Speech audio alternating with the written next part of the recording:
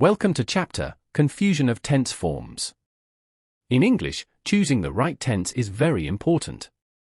If you say, I have seen him yesterday, it's wrong because yesterday needs the past simple, not the present perfect. The correct sentence is I saw him yesterday.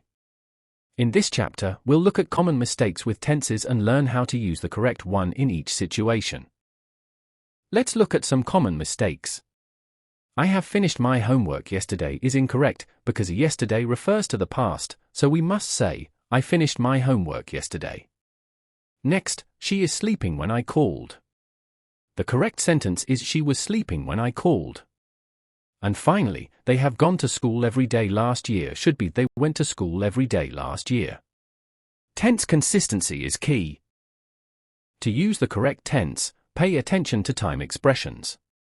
Use past simple with words like yesterday, last week, or in 2005. For example, I met her last week. Use the present perfect for words like just, already, yet, ever, and never. Like, I have already eaten. Time words give you clues about which tense to choose. Here are more tense mistakes to avoid. When I came, he watches TV is wrong, it should be he was watching TV.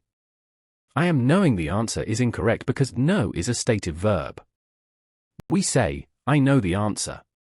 And she told she will come should be she said she would come.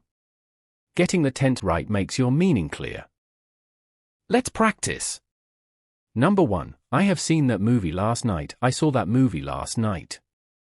Number 2, he is walking when the phone rang he was walking. Number 3, they told they will help they said they would help. Number 4, she is having 2 brothers she has 2 brothers. Nice work, let's do a quick recap. Let's recap what we learned. Use the past simple for things that happened at a specific time in the past.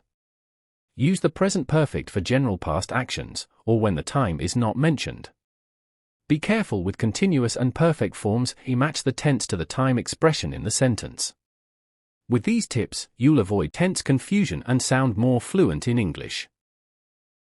Prepared by K. Rajendra Prasad.